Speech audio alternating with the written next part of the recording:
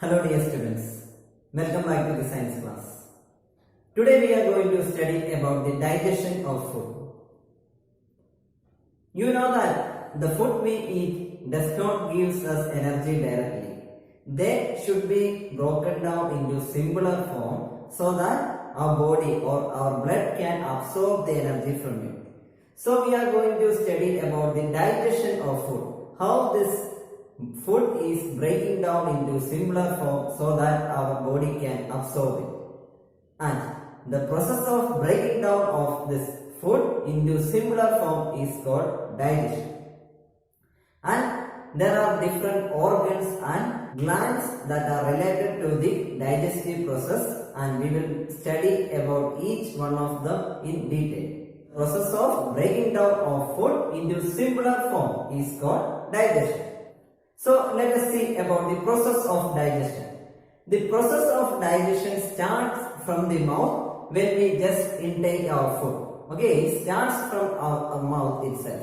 In the mouth, with the help of the teeth, we will chew and bite the food and we will break down the food into simpler form. And saliva also mixes with the food. And saliva is produced by a gland called salivary gland. And do you know what is a gland? Gland is an organ present in our body that produces some juices or some enzymes that help in different functions. So here the saliva is produced by salivary gland, and what is the function of this saliva? Saliva changes the starch into sugar. Okay, again starch and sugar. Our body cannot accept or take the starch directly. It should be converted into sugar so that our body can take or accept it. So that is the function of this saliva. Saliva changes starch into sugar so that our body can absorb or take the sugar. Okay, so these are the things happening in the mouth itself. First one is, with the help of our teeth, we will chew and bite the food and we will break down the food into similar form. And second one is, the saliva, it mixes with the food and it changes the insoluble starch into soluble sugar so that our body can absorb it. And have you noticed that when you are having some starchy food like rice or wheat or bread, you feel taste or you feel sweet or you taste sweet? Okay, this is due to the same reason that saliva is changing the starch into the sugar. Okay, so saliva is produced by salivary gland, and the function of saliva is to change starch into sugar. So after that, what happens? The food from the mouth, it is going into the stomach through a pipe known as food pipe. And stomach, it is a muscular bag. Okay, it is a bag that is made up of muscles. And the food is well mixed and churned in the stomach. And with the help of other juices produced by the stomach, the food is well digested and churned or shaped well in the stomach, and after that it is passing into the small intestine. So what happens in the stomach? The food is well mixed or shaped in the stomach, and after that the food is pushed into the small intestine, and some juices are produced by the walls of the small intestine and they mixes with the food which help in the digestion. And there are two more glands again coming part in the digestive process, that is pancreas and liver. Okay, and they also produce or they also give some juices into the small intestine that help in the proper digestion of the food. Okay, so what happens in the small intestine? In the small intestine, some juices are produced by small intestine and some juices are given out by pancreas and liver, and they all mixes with the food and which help in the digestion and breaking down of the food. And again the absorbing of food also takes place in the small intestine. And how it is?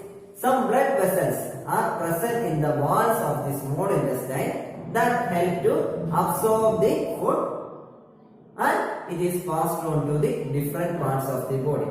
Okay, absorption also takes place in the small intestine, that is blood vessels present in the or blood vessels means some blood veins or blood containers that carry the blood. Okay, so these blood vessels present on the walls of the small intestine absorb the energy or absorb the food and they transfer it to different parts of the body. And finally, the undigested food or unwanted food, they are pushed into the large intestine. Okay, so this what happens in the large intestine?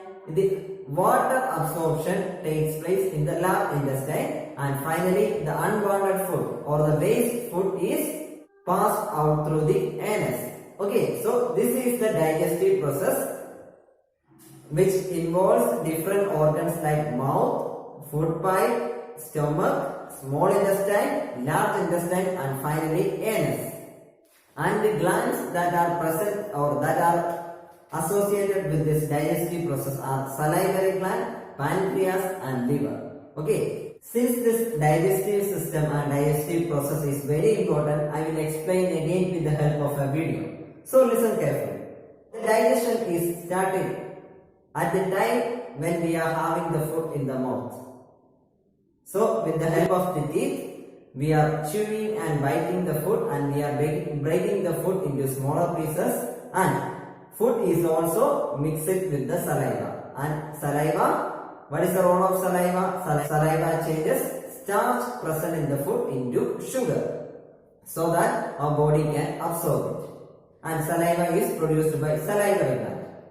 Then after that you can see the food is passing through the food pipe into the stomach. Okay, now the food has reached in the stomach. And what happens there?